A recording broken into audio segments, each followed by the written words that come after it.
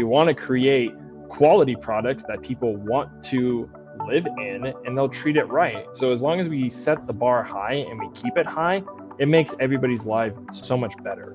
And I wish more businesses acted that way and wanted to do business that way, but they don't. It's usually just kind of like a race to the bottom of who can do it for the cheapest and blah, blah, blah. And they're just concerned with the bottom line.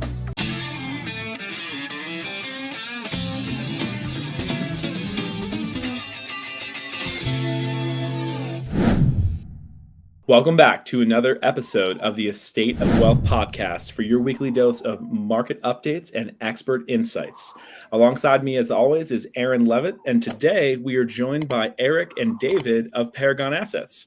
Thanks for coming, guys. It's a pleasure to have you back on, Eric, and it's great to see you, David. Thanks for having me. Yeah, so let's start chatting about Paragon Assets. I heard you guys just acquired a few new properties to manage in Omaha. Is that right? Oh yeah. So Paragon Assets is our own, private fund where we have a bunch of investors raise, $1.5 million for it, and we realized that everywhere we went, our property management companies were awful.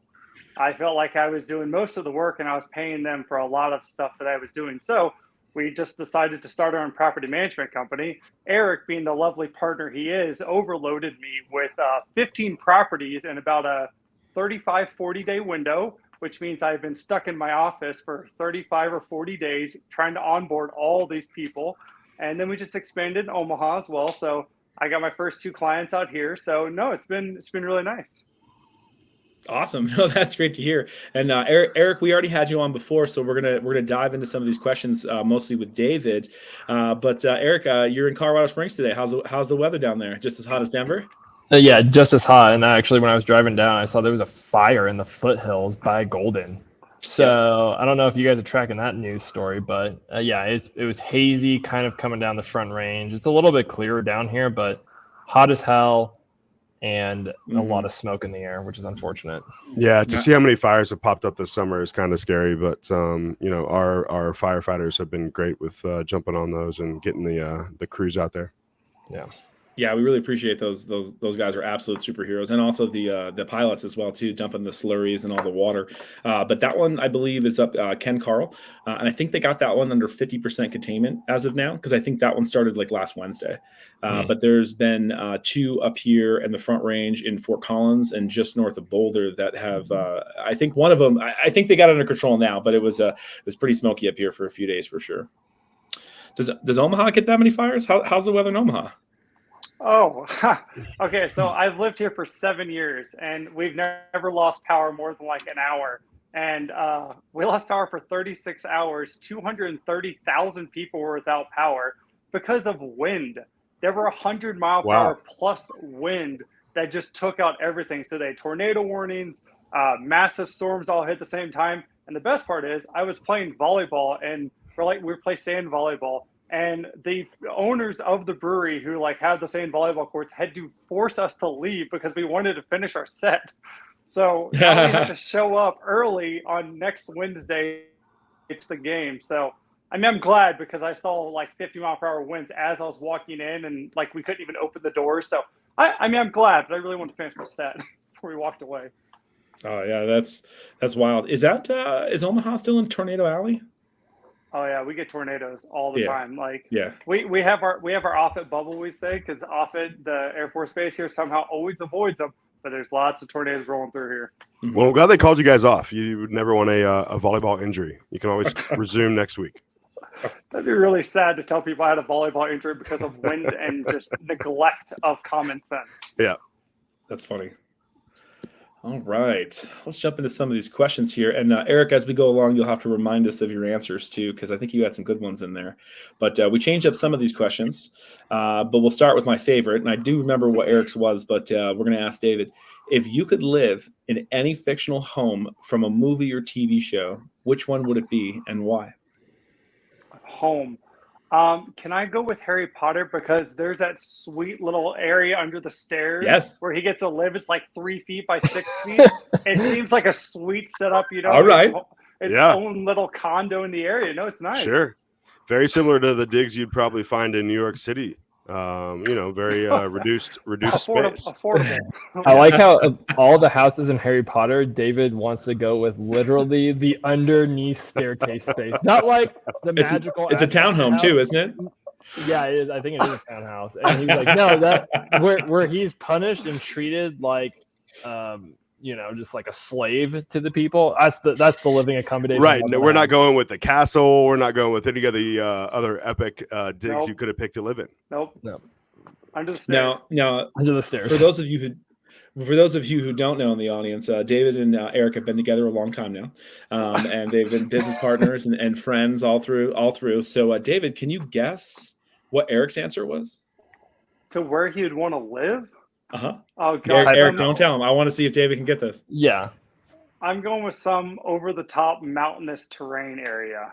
Ooh, close. It's hilly. You're warm. It's hilly. You're warm. I picked a hobbit hole, but I didn't say exactly where. Did. What? They're Of cool. course You can have a hobbit hole in Aspen. Like, that tracks. That's But cool. it's in New Zealand. I mean, Could be. it's also beautiful scenery. Have you not seen Lord of the Rings? Like, I haven't. It's hilly. Not so much mountainy. It's hilly. It's got hills. David, rolling hills. your new assignment to add to your list of things to do is go watch Lord of the Rings. Yeah, set aside a full weekend to get through Full those. weekend. God. Although I think I did send Eric a link to there's actually a hobbit hole in like Oregon or Washington somewhere in the Northwest. Yeah. Somebody actually built one, but we'd have to make it a little taller for Eric because he's like 6'4". Is that right? 6'6", yeah. Yep. I'm the short one at 6'4". He's 6'6". Ah, yes. Well, I think had we that decided backwards. we would dig the basement deeper, right? We would dig the floor out and go down instead of going. We got some guys who could excavate it. We could make that happen. Yeah. All right. Next question, and I know Eric can answer this one. This is a new one, so we'll go with David first. Imagine you're a real estate superhero. What would your superpower be, and how would you use it to close deals? Oh, this one's straightforward. Mind control, baby. Okay. If I need to have a superpower to help this, it's just mind control. You tell the owner, this is what you should be doing. You tell the tenant or the buyer, this is how you should feel. You bring them together. You close a deal. It seems perfect. Emotional manipulation. We love that. Emotional manipulation. Mind control. Some people will call this negotiation. You will sell this for $1. 50 cents, actually. Yeah. Eric, what do you got? What's your superpower? I was gonna say time manipulation. Oh, okay. That's pretty powerful. That's so much smarter.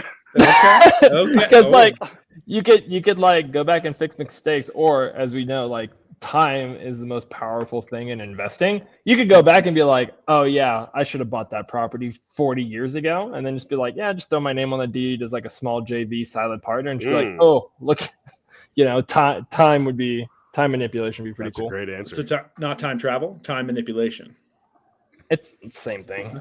Okay. Yeah. I'm tracking. All right. That's a good answer. I like that.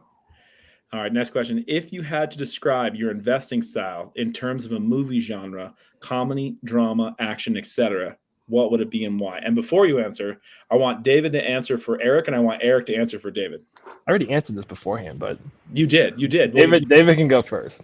Yeah. David, how would Eric, what style of movie would Eric be? What style would he be? I mean, I've seen some of his decisions over the years. So I'm going to go with action because that dude just goes after it. Perfect. Almost like a Red Bull, movie where they're doing backflips in the air off a ramp. Oh, yeah. He's taken so many high-risk stuff. Like, we've been talking for years, and it's like, hey, I'm 20 years old, I'm 25 years old, I'm 30 years old. Screw it. Let's go for the high-risk stuff. Let's see what we can compound over the years. Interesting. Yeah. That's awesome. To be fair, he's been very successful at it. But Eric, what's David? Eric, what is David's style? I would say in his latest 45 Dave experience, I'm gonna give it's definitely a drama and suspense. I'm just like the things David calls me with of things. He's just like, did people just not read the contract? I'm like, yeah, I'm sure they didn't, and that's why they're asking you the same question 50 times over. And yeah, it's just like a lot of back and forth. Property management is difficult. It's very time consuming. It's a lot of communication. Sure. So yeah, David's just living this like awful, dramatic, tense movie right now. And to be fair, that's how he opened the call before we hit the record button on this one. He opened with a dramatic experience. I still haven't finished signing the lease. It's been 36 hours with the same two people, and they've asked me so many questions. I'm like, just read it. Just You got this, guys. You're very intelligent. Just read it. Yeah, I mean, the interesting thing with the property management thing is, like you said, Eric, a lot of people, as easy as it may seem to us, because we have experience with doing these things, a lot of people may or may not run their properties in the right way. So, David, some of those questions that you're answering are the first time these people have gotten the correct answer, the logical answer to a lot of their needs. So it's fair. I think people just need their hand held, honestly. Like, as dumb as it sounds, people just want to be seen. They want to be heard. And even though you promise to make them money, most people, especially when it's their personal home, not an investment home, they just want to make sure you're a good steward of their property, and they want to feel like you have something devoted to it. So they just want to be heard on, here's what I'm worried about, here's what my problems are, and how can you help solve them for me? So yeah. I do feel like, so my major at the Academy is behavioral sciences. So Eric keeps joking, like, good thing you went to the academy and got behavioral sciences degree so you can hold people's hands. Because you're seeing a lot of different sciences play out. Oh yeah. Yeah, and feel free to tell that story. I mean, that's a really good plug for your property management company, because it came from another property management company that couldn't get the job done. So feel free to go into a little more detail. All right. So the owners they own their property for 6 months. It's a new build. They decided to move elsewhere for work. So they said, hey, we're going to hire a property manager. They told the property manager, we want to rent it at $3,200. And instead of the property manager pushing back, they said, okay, we'll rent it at $3,200. A month goes by, it's not rented. The property management company says, hey, we need to lower it. So the owner tells them $2,800, and then they lower it. And now 60 days have gone by. They're mad at the property management company because it's not renting. So they reach out to me like, hey, we looked through your website. Everything looks really good. You have great reviews. What would you do to help us? And I explained, I was like, well, I can't promise it's going to get rented, but my guess is it's not being properly shown and it's too high. So they hired me, and I said, once you hire me, I'll take all the time and effort. I did the comps in the area. I showed them 10 properties, and I said, your property is number 6. I was like, in order to meet comps in the area, it needs to be priced at $2,400 to $2,550, and it's already been vacant for 60 days. So they said, okay, fine, we'll listen to you. And now the lease that's getting signed, if they can sign it this afternoon, which they promised, means from the time I took ownership of the property until it's rented was 72 hours. So after 60 days on the market, and the tenant's moving in 9 days. So yeah. You're right. It is a lot of hand holding, but it's such a relief for the owners and the tenants when you finally get it over the line there. I was happy to help. I went through, I took brand new pictures. I did brand new listings. I looked and I was like, the listing information's wrong. It has the wrong bed, bath, count. The information's bad. Like, everything about this seems like it was lacking on what it would need. So I just started fresh. I was like, just give me 24 hours and let me make this thing happen. And I immediately got people interested. So it seems pretty straightforward if you care about the property to make it work. Yeah, I think that's the main issue that we're talking about here is the level of care, because it's hard for somebody who may or may not own property themselves or able to put themselves in that position and correlate the responsibility or the level of care for that home. And I feel like there is a lot of money lost on property managers who may not have the owner's best interest at hand like you guys do. I think the important part is that just because you own the property doesn't mean you know what's best for the property. And I had to have the unfortunate conversation that your property, I know you're paying $3,300 a month for the mortgage, but it's not worth that much in rental. It's not. So my suggestion initially was for them to sell it. I said, you should not use this as a rental property. I was like, you're not going to use me. I think you should use someone else.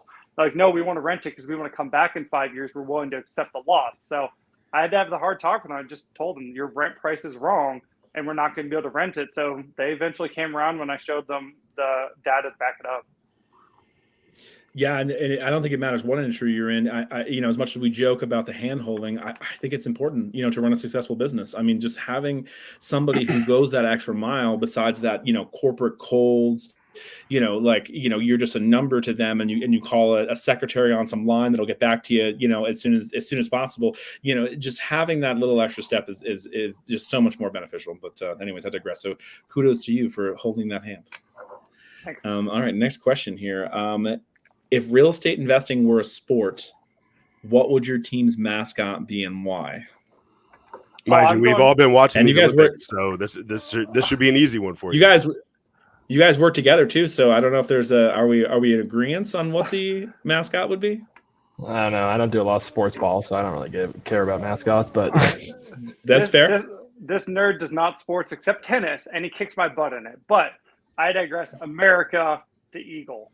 I love the freaking Eagle. Not like a specific, like the Eagles, like football. I just love the Eagle. So I'm going with the Eagle as mine because it represents America. And damn it, I love America. So I'm sticking with that. Love it.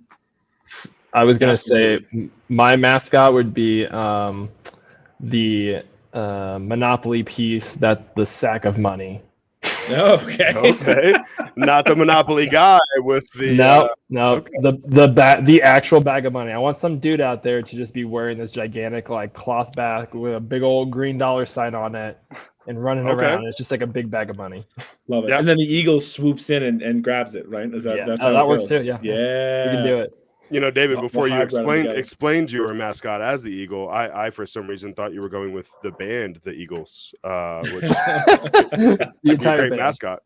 Yeah. I mean, that works. It's a bit old for my taste, but sure. Yeah, I'm on board. No, it's the combo now. It's the Eagle with the bag of money in its mouth, or in its clutches and its claws. I love it. I want to throw him over with his wing, just soaring with one arm. Yeah. All right, so I'm gonna throw you guys a little curveball because I know that you guys you were both in the Air Force and you both went to the academy. So could you tell us a unique story about a flying experience that was kind of interesting to you, memorable? So I'm sure I should keep it family friendly.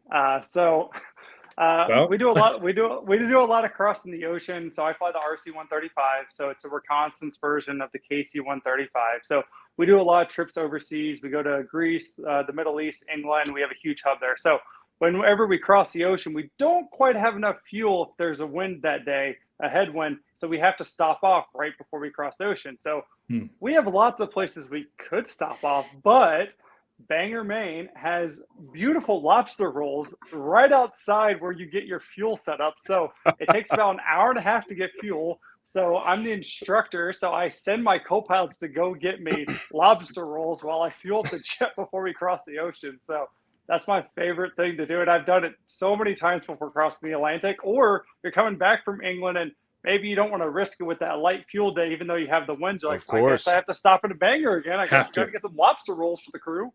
So, what is the record for how many lobster rolls have been eaten in that hour and a half fueling period? Oh God! Are you guys able to put down 2 apiece, 3 apiece? They're pretty good size. I mean, 2 would fill up a very large grown man. So I only do 1. I have to pay attention for takeoff. That's funny. Eric, what about you? It's been a minute since you've flown, right? Yeah, I haven't flown since 2016. Okay.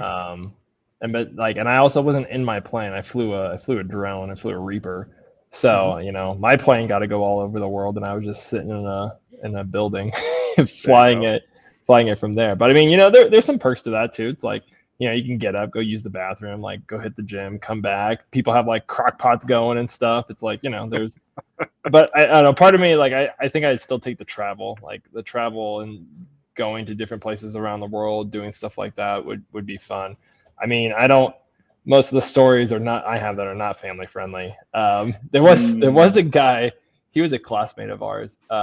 He crashed a plane one time, and that was kind of hilarious, but also expensive. So also expensive, yeah. Was that him turning off the crock pot? There were too many crock pots plugged into the plane, and then it blew up. No, it was bad weather, flew into a thunderstorm, lost the aircraft. So that was not a great day, but happens. Bummer. Yeah, it happens. Yeah. All right, cool. Well, thanks for answering those questions, guys. That was fun. I enjoyed that. I hope you enjoyed it as well too. But let's jump into some of these articles here. I'm going to pull up the first one. So these guys own property in a couple of different states. So we decided to kind of pick and choose between Colorado, Arizona, and New Mexico. So the first one up here. Give me 1 second. I gotta share my screen. All right, first article up. FTC chair, Colorado AG pledged to crack down on abusive and predatory practices of corporate landlords. David, why don't you kick this one off? What's going on there? So I've read through the article, and it's written very one-sided with the fact that it's saying people who own the properties are jacking up the prices for it. It's making it unlivable for individuals. And then they said that they brought in extra housing to change the market. I have 2 different thoughts on this. One is I mean, if the market dictates a higher rent, is it predatory? Is it just the market? If I want to develop in the area, wouldn't I find an area where rents are super high and then bring in more housing to make it, quote, more affordable and make more money? So I don't know that's necessarily predatory. It's just that's the free market system. So either you're going to have a bunch of government oversight or you allow the free market system to correct itself, which it theoretically should, because more developers would come in and give more affordable housing because that's how they're going to make money. So I don't know that's truly predatory as much as that's the market conditions we're in. So I say this a lot with some of the articles that we use, but there's a lot of clickbait out there for sure. And you're absolutely correct. It's very much one-sided. And I do point this out a lot because, we've seen a lot of, corporate entities, have predatory practice. I mean, there was an article a few podcasts ago that we talked about a lady who died, and they said that she broke her lease and tried to fine her $4,000. And it does get kind of wild, but there's both sides of this, and in other articles that we've covered as well too. We talk about eviction issues, and a lot of times you have these squatters, and then they have squatters' rights, and it's a whole rabbit hole. But you're absolutely correct. This article is very one-sided and a little bit clickbaity. Eric, did you have any thoughts on that as well too? No, I mean I get it. Like somebody gets burned and they get upset and they want something to be fixed, and totally agree. And the way we manage properties is we're very fair with people. We set the expectations up front. We're not trying to pull a fast one on anybody. There's no hidden fees or questionable habitability for these units, right? Like we don't want to come in there and be a slumlord. We don't want to have bottom of the barrel properties. We want to create quality products that people want to live in, and they'll treat it right. So as long as we set the bar high and we keep it high, it makes everybody's life so much better. And I wish more businesses acted that way and wanted to do business that way, but they don't. It's usually just kind of like a race to the bottom of who can do it for the cheapest and blah, blah, blah. And they're just concerned with the bottom line. Yeah, and I think they're not talking about us who are responsible property managers. They're talking about companies that are essentially instituting mandatory maintenance fees that weren't pre-discussed and aren't in writing and are not a part of the lease. They're passing on, yes, the tenant's going to pay for this, or yes, the owner is going to pay for this, and they're not making it clear. So obviously, some of those costs can run up, and that's definitely not fair. So I agree with them getting everything in writing and not just instituting fees when they want. Yep. Yeah, and I think we discussed this a little bit earlier too, even with your example, David. I mean, not all property management companies are created equal. And we can even talk about that corporate title, of corporate landlords. I mean, you guys have an LLC, you guys are a corp, it might even be an S corp. I'm not sure, but ultimately, it's again very clickbaity, to talk about, as a whole, all landlords suck, and that's just not the case. I think that there's a lot of people who do make a good living off of this, and I do think there's also people who take advantage of other people's, and like we term the coin slumlords, especially here in Boulder. I've seen some shit shows. I've seen some places where I can't believe children, as I call them, the college students are living in these places, and they're getting their rent raised all the time. I mean, even the Biden administration just talk about a 5%, what I view as a cap, but ultimately I think what's the average, 1% to 2% a year that rents go up. Well, it's got to be higher than that for what rent goes up, because it goes at a minimum with inflation, and it's been outpacing inflation for years. So it's way higher than that. Yep, that's true too. And I mean, it's just it ends up a lot of these stories get one-sided, to divide us on these conversations. But I feel like a lot of people, make a living and support their families, off of rents. And this is it's just tough because there are larger corporations that come in, and you'll end up, like I was saying before, just getting tossed to an answering machine or getting tossed to someone's assistant, and eventually they'll get back to you. But some of these more mom and pop shops, kind of like what you guys run, that do this hand holding, that go the extra mile for their clients to make sure not only are the owners of the properties taken care of, but also the tenants as well too. I think landlord currently and property manager just has a negative connotation across the board, especially in the United States. So it's like hearing congressmen, like they have low approval rating, like property managers, the concept for some reason, and then I guess I do understand why, it just has such a negative view on it, and people just don't like them because there's so many people out there doing it the wrong way. So like, I get it, I do, and I feel like that's why it's so easy to be successful in this area, is because if you care, you can be successful. If you're not charging random fees, if you're actually taking care of the tenant you're actually doing leases legally and correctly. I'm like, it's easy to be successful in this area because there's so many people doing it the wrong way. Yeah, 100%. And you're right. The narrative has changed around landlords and property owners in this country at a large. And I think it just correlates to the cost of living going up. But as long as you're able to take care of your tenants and keep them happy as a property owner, that's kind of what's important. All right, let's dive into this next article here. I believe we're talking about Section 8. So, bill would bar landlords statewide from turning away tenants with government vouchers.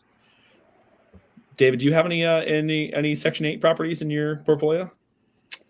So in Albuquerque, we have like 8 of them or 7 of them are still they're lower income. So we have Section 8 housing paying for part of them.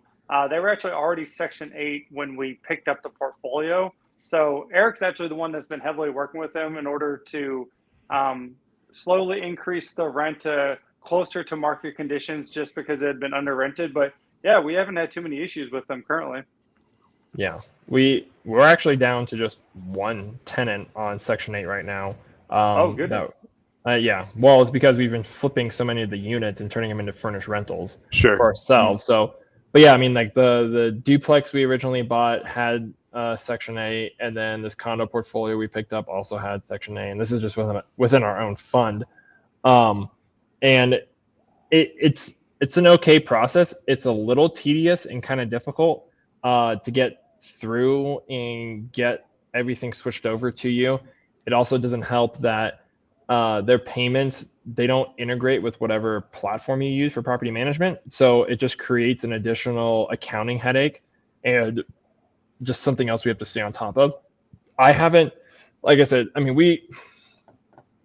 we had some issues when we've inherited tenants. Sure. We haven't placed a tenant ourselves that was on a housing voucher.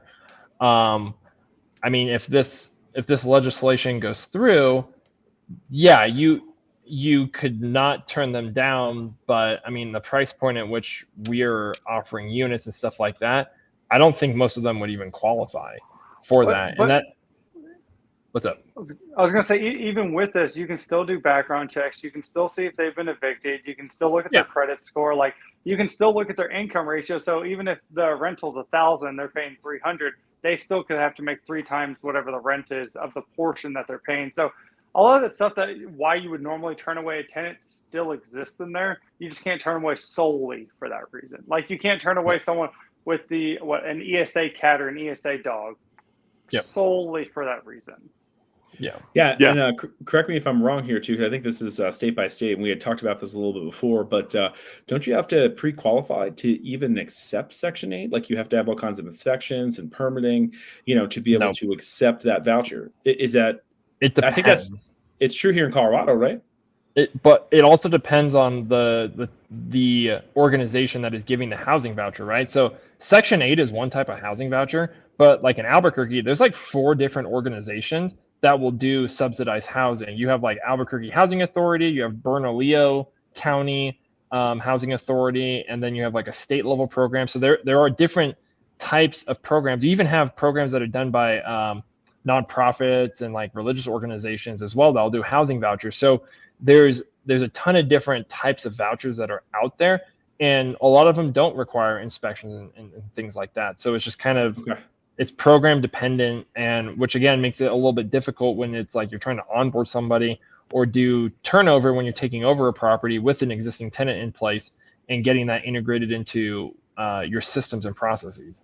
Yeah. I do have some experience with Section 8 tenants in my past as well, and it's been nothing but great. A lot of these tenants, when they come into the program, whether it's government vouchers or, like you said, Eric, with different organizations outside of government who are coming up with the funds and paying for these people to be in the homes. A lot of times, if the tenant were to mess that up and get kicked off of that particular program, it's a lifetime ban, and they're not able to get back onto that program or get assistance from that particular group anymore. So from what I've seen, they've been great tenants, and they treat the property great. Yeah, I mean, the last tenant we have that is on a housing program, she's been in there for 16 years, And like going way back in the day and like looking at the original lease amount, I think they were paying $200 a month. Wow. It's like, yeah. Yeah. Nice. I mean, it's a 1 bedroom, 1 bath, 590 square foot condo. And yeah, so my thing with the housing vouchers as well is that they don't equal what market rent is a lot of the time, right? And it's unfortunate. It's like if you want to put people in better living situations and better environments, you have to pay more, right? Like if you're going to be stuck in this situation of like, let's take Albuquerque for example, if you're only going to do $800 a month or whatever, and it's like a couple or something like that, that's not going to get you far, and like that's not going to put you in the best neighborhoods around, and it's not competitive. So it, in my mind, it kind of does a disservice to people to just like lock them in at this lower rental amount, and then they're just like, not necessarily working with the best properties, not with the best managers, and it's just not a great situation for them a lot of the times. Yeah, that's totally fair. And I remember when we did our first podcast with you, Eric, you told some very interesting stories about the areas, that your properties are in and the type of tenants you have. David, have you been to Albuquerque? Have you seen these neighborhoods and these properties? I've not actually seen them, which is kind of crazy since I'm the one running it. But my main job is tenant placement, right? So it's all the communication, tenant placement. Then Eric physically goes there. He does the furnishing. He does all of it. So no, I still haven't actually seen it. I've seen videos, like Eric has videotaped me while he's there, so I can see it all. But no, I still haven't physically been there. Were you involved in the fund when Eric had that property that he had to remove a tenant from? How? Yes. Yeah. Oh, I've been involved in the fund since day one. So. Right. But like that was a crazy story that he told about having to remove the tenants almost physically. And I was telling the story of get yourself a property manager like that who's willing to go knock on a door, and get shit done, so to speak. Yeah. That was the first property we put together as like a joint venture, and then I was doing it all myself at the time, right? Like I was doing the property management because I was there. Like I lived in Albuquerque at the time. But yeah, that was an interesting experience. We sold that property. It was great. I'm glad we did that. So that was like 3 or 4 years ago. That was a minute. Yeah, that was a minute ago during COVID, right? During the pandemic. Oh yeah. All right, let's get our last article going here. All right, last article, Arizona time. And this is where we're going to be purchasing potentially some new properties. So this is very relevant for all of us. But Arizona landlord lawsuit reveals dangers of price fixing. And I know, David, you spoke to this a little bit earlier with our other article in Colorado. But what are your thoughts around this one? It kind of makes me mad that they say it's price fixing, because is it price fixing or is it whatever the market dictates at the time? Is there a shortage of housing?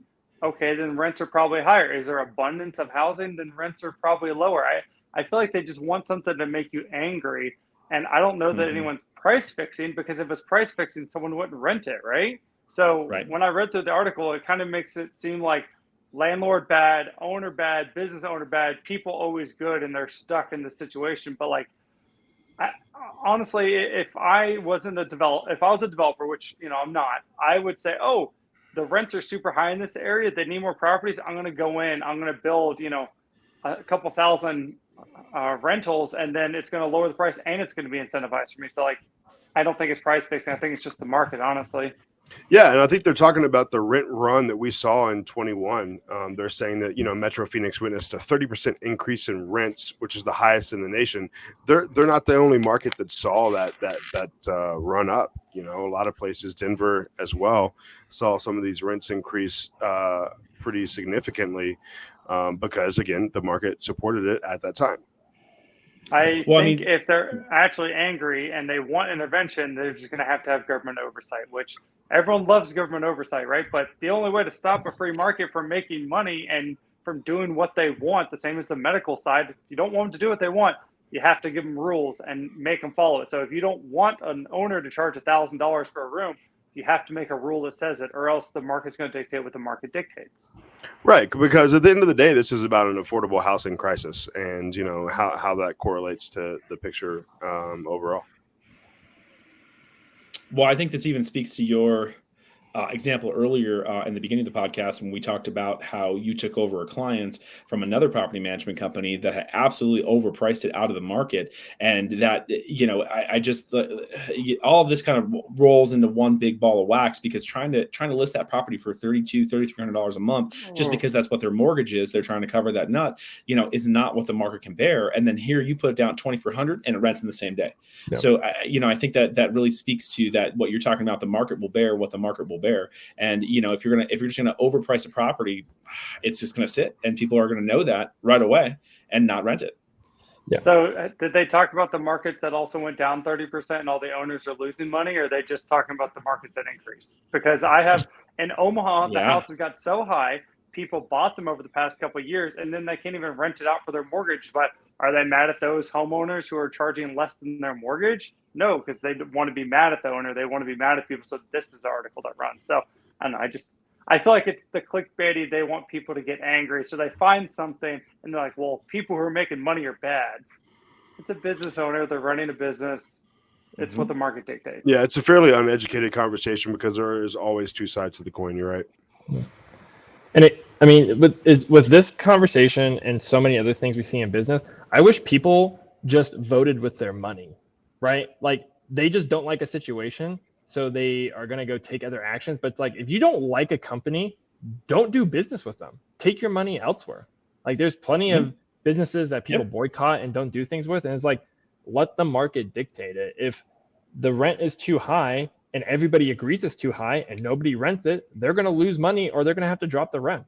So like David said, people overpaid on houses, not just residential, but across the board.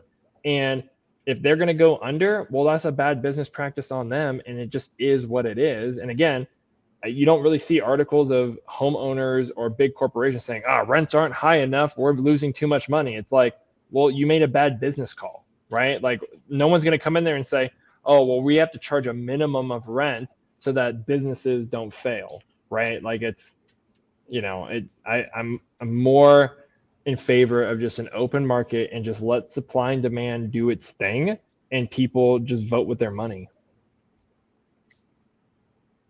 Yeah, I would definitely second that. I mean, the market is so tough, and especially, these media companies, like we talk about with all this clickbait stuff, want to divide us. And at the end of the day, some of these are just small mom and pop businesses. I'm not even sure, on a large scale, you could price fix at this point, without any kind of government regulation. And like David said, I don't know if everybody wants that, to be the next step in this process. But this whole ball of wax that we're talking about here, no matter what state we're in, there are challenging times ahead, and there have been challenging times. But I think it comes to these better small businesses that are willing to hold their client's hand and help out both sides of this, because like we talked about, we've seen it all.